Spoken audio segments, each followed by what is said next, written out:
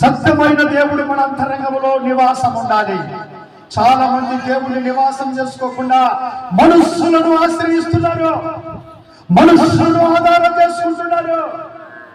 దేవుని బిడ్డలారా జాగ్రత్త. సత్యాన్ని మన హృదయంలో మనము ప్రతిష్ఠించుకోవాలి. వాక్యాన్ని చదవాలి, వాక్యాన్ని ధ్యానించాలి. వాక్యమైన దేవుణ్ణి మన హృదయంలో భద్రం చేసుకోవాలి. నీవు అంతరంగములో సత్యాన్ని కోరుచున్నావు. దేవుడు మనల్ని కోరుకునేది ఏంటంటే, నేను సత్యవంతుడను, మీరు సత్యవంతులుగా ఉండండి.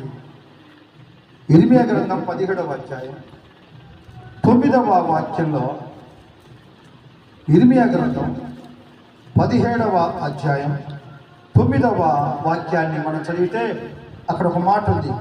హృదయము అన్నిటికంటే మోసకరమైనది, అది ఘోరమైన వ్యాధి గలది, దానిని గ్రహింపగలవాడు ఎవరు? హృదయం మోసకరం, దాని వ్యాధి బహుఘోరం, దానిని గ్రహింపగలవాడెవడు? దానిని గ్రహింపగలవాడెవడు?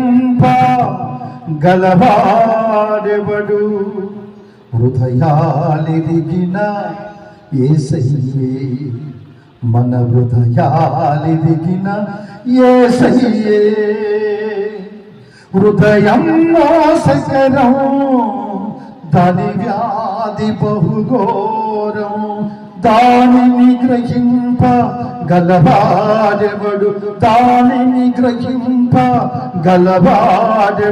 హృదయాలెరిగిన యేసయ్యే, మన హృదయాలెరిగిన యేసయ్యే.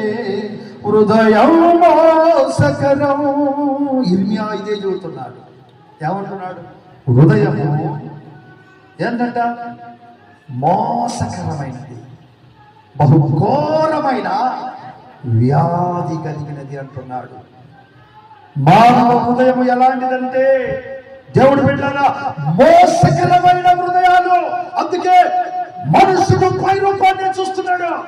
పై రూపం చూసినప్పుడు బుద్ధిమంతులుగా కనపడుతున్నా, కానీ లోపల హృదయం పాడైపోయింది, చెడిపోయింది, పాపముతో నిండిపోయింది, వ్యసనాలతో పట్టబడింది.